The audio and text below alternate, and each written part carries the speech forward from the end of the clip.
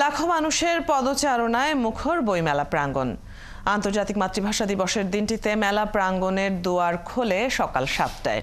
সময় যত গড়িয়েছে ততই মেলার সোহরাওয়ার্দী প্রান্তে বাড়ে পাঠক দর্শনার্থীদের ভিড়। 21তম দিনে মেলায় নতুন বই এসেছে 307টি। এ নিয়ে 21 দিনের মেলায় আসা মোট বইয়ের সংখ্যা দাঁড়ালো 2212টি। আরও জানাচ্ছেন রাশেদ আনিস। 21 ফেব্রুয়ারি মানেই বইমেলায় লেখক, পাঠক আর দর্শনার্থীদের উপচে পড়া ভিড়। কানায় কানায় পূর্ণ পুরো সোহরাওয়ার্দী উদ্যান। দুপুর থেকে বিকেল বেলা যত গড়ায় ততই বাড়ে উৎসবমুখর মানুষের মুখ। দুপুরে প্রখর রোদের তীব্রতা উপেক্ষা করেই মেলামুখী হয় হাজারো মানুষ। তবে বেশি ভিড় মানেই যে বেশি বইয়ের বিক্রি তেমনটা নয়। অধিকাংশ মানুষের উপলক্ষটা ছিল 21 উদযাপন। তারপরও খুশি প্রকাশকেরা। মেলায় প্রতিদিনই বের হচ্ছে নতুন পুরাতন লেখকের বই। 3টি বইয়ের মধ্যে 2টি বই বেরিয়েছে ইত্যাদি গ্রন্থ প্রকাশ থেকে। যেহেতু অনেক বড় পরিসরে মেলা হচ্ছে, আমাদের প্রকাশকের সংখ্যাও অনেক বেড়ে গেছে। সেই হিসাবে খুব গোছানো মেলা যে করা যাবে বা করা যেত সেটাও হচ্ছে আমি ওইভাবে বলতে পারি না।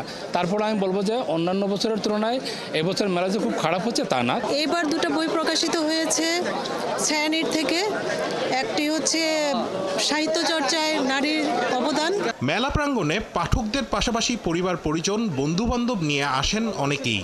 তাদের কেউ কেউ এবারই প্রথম এলেন বই মেলায়। আজকে 21 ফেব্রুয়ারি অনেকেই আসছে, ঘুরতে আসছি। আজকে তো 21 ফেব্রুয়ারি, তো সেই উপলক্ষে আসছি। আজকে ছুটি ছিল। এটা আমার ফার্স্ট বইমেলায় আসা। আর আজকে আমি হুমায়ুন আহমেদের অনেক বড় ফ্যান। অন্য দিনের তুলনায় আজকে ভিড়টা বেশি। পরিবেশটা অনেক সুন্দর আর বইগুলো দেখছিলাম যে একটু মানে কিছু কিছু বইয়ের প্রাইস একটু হাই মনে হলো। বিকেলে মেলা প্রাঙ্গণে আসেন সাংবাদিক মাহমুদুর রহমান। 13 বছর পর এবারই প্রথম নিজের লেখা বই নিয়ে মেলায় এসেছেন সদ্য 21 পদক পাওয়া এই লেখক সাংবাদিক। সর্বশেষ আমি এসেছিলাম যখন অনন্যা থেকে আমার এই জেল থেকে জেলে প্রকাশিত হয়েছিল 2012 সালে। এবার আরেকটা আনন্দের বিষয় হলো যে আমার এই প্রবাস জীবনে বসে আমি একটা ইংরেজি বেশ মোটা সোটা বই লিখেছি।